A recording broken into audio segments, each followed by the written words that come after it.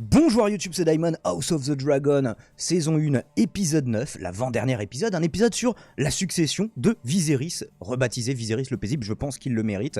Un épisode sans Rhaenyra, sans Daemon, mais un épisode où tout le monde prend son pied, à commencer bien sûr par Lord Larys.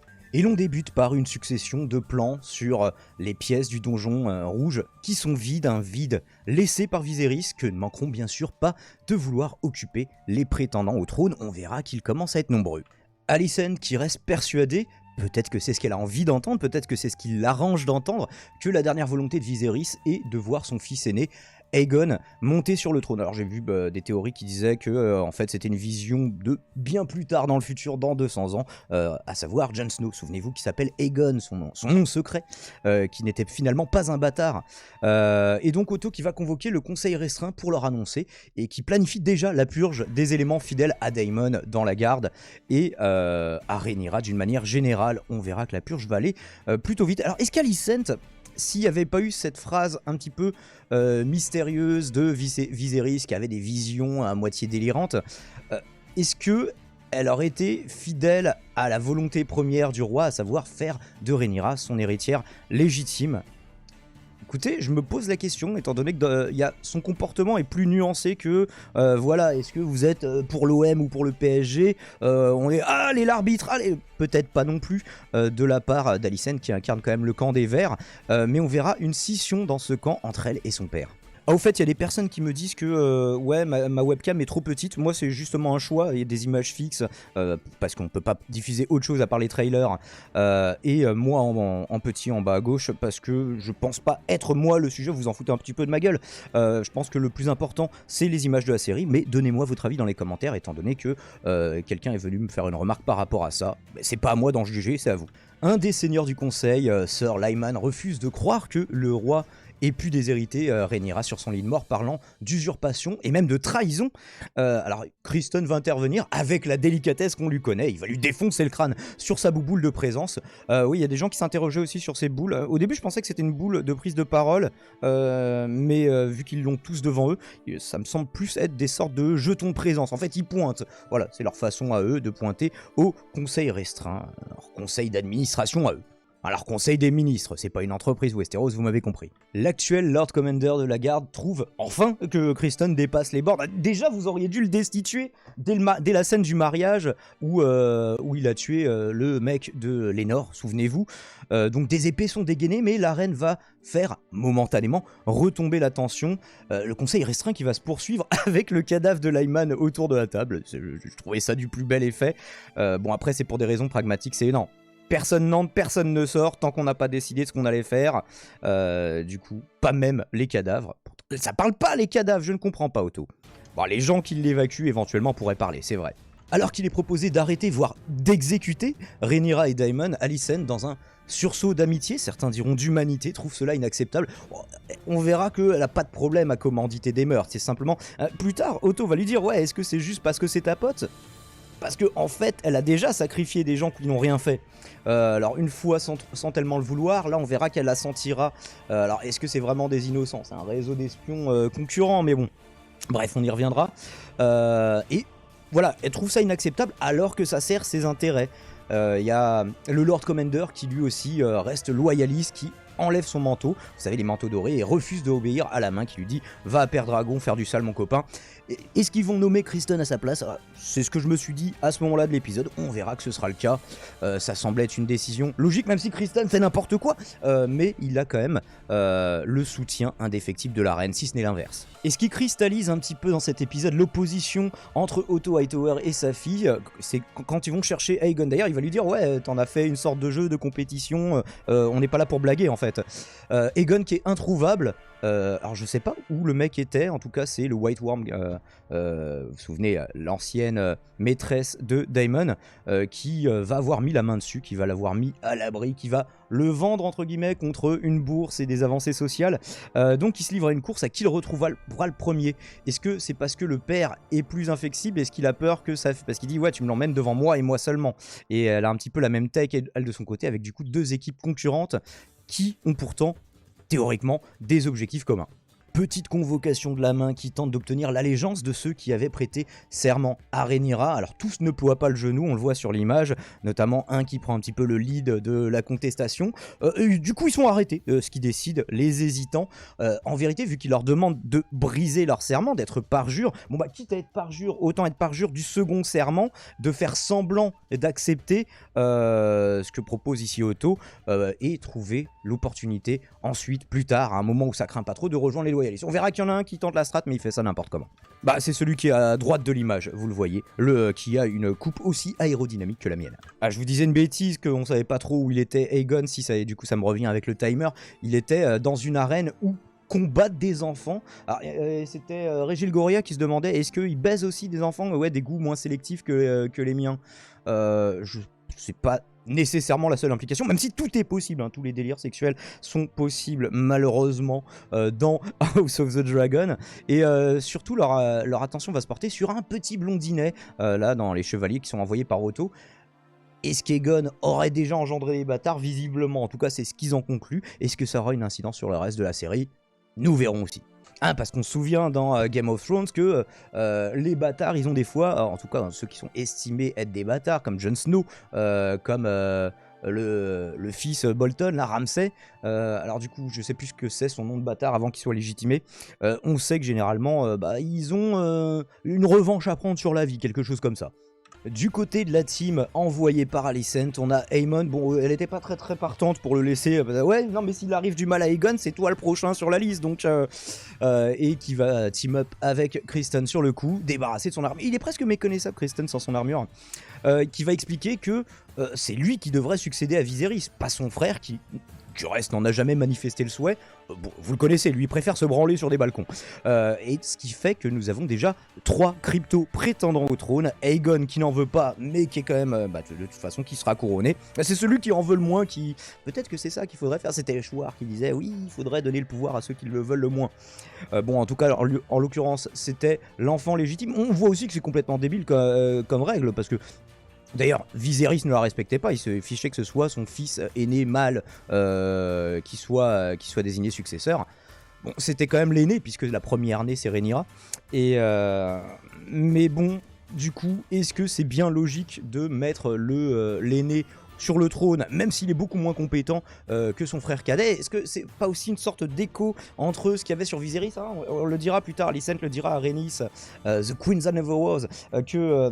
Viserys, il aurait fallu lui mettre voilà, une petite maison de campagne, voilà, un petit château dans la pampa de Westeros à étudier l'histoire. Bon, alors lui, il étudie l'histoire, mais Aemon, mais il pense que ce serait lui qui devrait succéder. Donc voilà, on a Aemon, on a Aegon et on a Rhaenyra. Et il va falloir faire un plus gros trône, les enfants. Les enfants? J'invente des mots pour cette chronique. Faites des dons. Lord Chauve, désolé, je connais pas son nom, hein, du coup, pas d'allopophobie, surtout pas de ma part. Donc, un de ceux qui ont faussement juré fidélité à Aegon tente la stratégie que je suggérais un petit peu plus tôt, mais il s'y prend comme un cingouin, le con. Fallait attendre une vraie opportunité. Alors, après, c'est vrai que le but c'était d'alerter Rhaenyra. Si tu attends une vraie opportunité, peut-être que voilà, ce sera trop tard pour la prévenir, c'est vrai, mais est-ce que tu tiens un petit peu à la vie, mon copain? Bref, du coup il est arrêté. À ce rythme-là, je me disais, il va leur falloir de plus grandes prisons, mais ils ont trouvé la solution à ce problème de surpopulation carcérale. Il sera finalement pendu, et en plus pas pendu, voilà, genre dans un coin du palais en mode, ouais bon, allez, y a pas de... Est-ce qu'il y a eu vraiment un procès? On nous parle de justice du roi, on n'a pas vu la justice être rendue, on a simplement vu un cadavre pendu. Remettant la couronne sur le corps de son défunt roi et mari, du coup Alicent semble réellement affectée, ce qui n'était pas sûr finalement, même si, parce que souvenez-vous, elle manifestait pas beaucoup d'ardeur lors de leurs ébats, sa vision toute particulière du romantisme, dont elle avait fait part à Rhaenyra, qui ne la partageait pas sur le coup, suggère qu'elle ressentait à l'égard de Viserys, une forme d'amour sincère.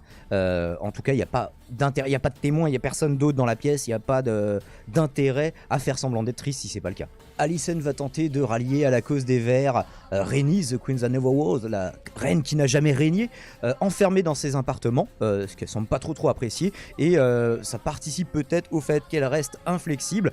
J'aime pas beaucoup Rhaenyra, mais bon bah voilà, j'ai dit que j'allais la soutenir, donc je ne changerai pas d'avis, plutôt têtu, plutôt loyal, je vous laisse faire votre choix. rencontre peut-être pas secrète, mais en tout cas discrète entre Otto Hightower et le ver blanc, The White Worm ou Mysaria. Alors je m'étonne qu'il n'y ait pas eu plus de commentaires de droito, c'est plus sur et plus si affinité, comme je le dis assez souvent, sur sa couleur de peau, puisqu'elle est décrite normalement The White Worm parce qu'elle est très très pâle de peau. Voilà, bon, j'imagine que si elle avait été noire, là les gens auraient été vénères, mais là du coup ça passe. Bref, elle va recevoir une bourse garnie et va essayer de pousser un petit peu son avantage. Ouais, au fait, les combats d'arène avec les enfants dedans et les ongles longs qui s'étripent, viens, on arrête tout ça, mon copain. Donc il dit oui, alors vous avez que le pouvoir que le peuple consent à vous donner. Je le cache partiellement avec ma webcam. Du coup, oui, je saurais m'en souvenir. Dans quelle mesure Otto il lui dit juste oui, pour vas-y, dis-moi où il est Aegon. Du coup, qui vont retrouver dans un septueur, alors sous un hôtel. Je sais pas pourquoi cet endroit-là précisément pour le cacher. Est-ce que avec son réseau, elle avait pas moyen de le mettre dans un endroit plus discret plutôt qu'un lieu public? Enfin, je sais pas, j'ai entendu personne tilter là-dessus. Je trouve ça vraiment très très bizarre. Ça donne des jolies images, mais en termes de symbolique, beauf. En termes de logique, on est aux fraises, les copains. Alors c'est les hommes d'Otto du coup qui tombent les premiers sur Aegon, donc ils vont le ramener un peu brutalement d'ailleurs, en mode ouais bon bah t'es peut-être le roi dans 1 heure, mais d'ici là on va te mettre une dérouillée mon copain, enfin pas loin, en tout cas il le jette par terre comme un sac de patates, et il va proposer à son frère du coup qui arrive un petit peu après, mais qui, je sais pas comment ils arrivent à la conclusion qu'il était dans ce septuaire, ceci dit, par quel biais Criston et Aemond vont le retrouver, ça je ne sais pas, peut-être qu'il y a des choses qui m'ont échappé. Donc il va proposer à son frère de faire une Lénore. Bon bah toi tu veux régner, moi je veux pas, viens je m'enfuis et t'entends plus jamais parler de moi. Bon, problème c'est que Criston, victorieux de son combat contre le chevalier d'Otto, si le chevalier d'Otto avait gagné, je pense pas que le sort aurait été différent, ils sont supposés tout de même avoir le même objectif.